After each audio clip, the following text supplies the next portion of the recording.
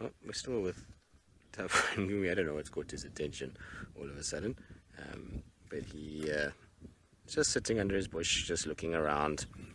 I think he's just waiting for everybody to clear out a little bit in terms of impalas, not people, and waiting to just see if they can kind of move off, and then he can start to move again. So for now, it's just relaxing, taking it easy, and I'm glad that he's decided to rest and take it easy very close to the boundary where we can actually see him, because he could have done this 10 meters in and we would have really struggled with being able to pick him up. It would have been one of those situations where it would have been very frustrating. Sometimes it happens when animals just get onto the wrong side of the boundary and then they lie up so close that you can kind of hear and see cars, but you can't actually see the animal. So I think we've gotten very lucky that he's decided to stay where he is and sit there. And I mean, it's a pretty decent view of a leopard. There's a lot of people in a lot of places that would go crazy for a leopard sighting like this.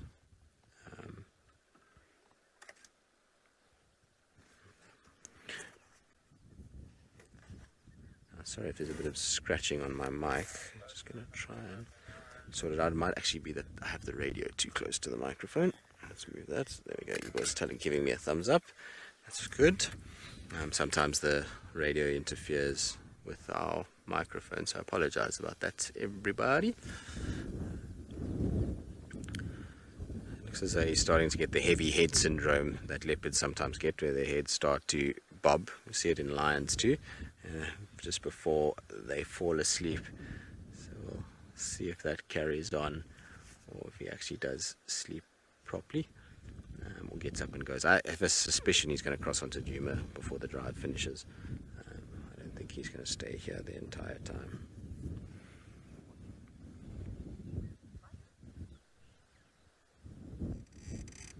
Alright, I'm just going to reposition because he seems like he's mobile. So I just want to turn us. That's beautiful though, eh? He's such a pretty cat. While he's just standing there for 2 seconds, we'll just admire him and hope that he kind of just stays there for us for a little bit.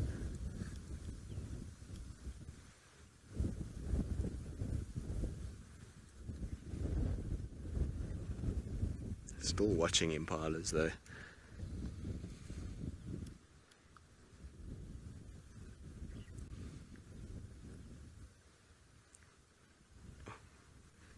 Beautiful. Always love how he stands with his neck very straight, or sits with his neck very straight. I've got lots of sightings of him where there's this beautiful kind of look that he has, which is, like I say, this very straight neck.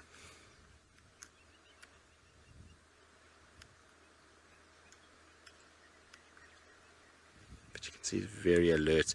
And this wind and the weather conditions are going to play into his hands a bit. It's going to become very tricky for impalas to smell him properly and to hear him, because we know as soon as he starts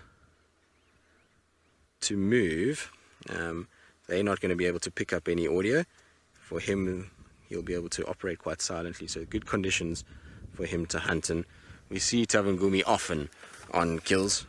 He seems to be very adept at doing it. Alright, let's just turn around so that we don't have the aerials in the way.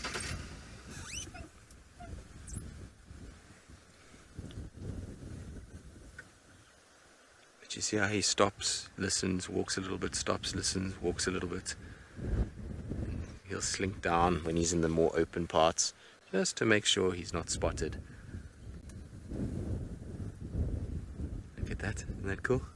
So you see he's going to cross the clearing quickly just so that he doesn't get spotted. Hello, boy.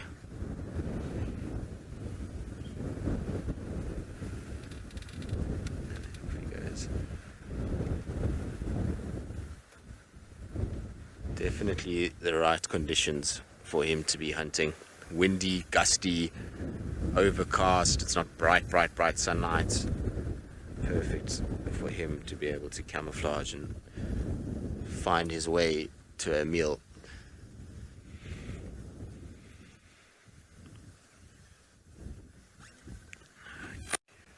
He's just coming out behind us again. I'm gonna just turn around for you, Eagle.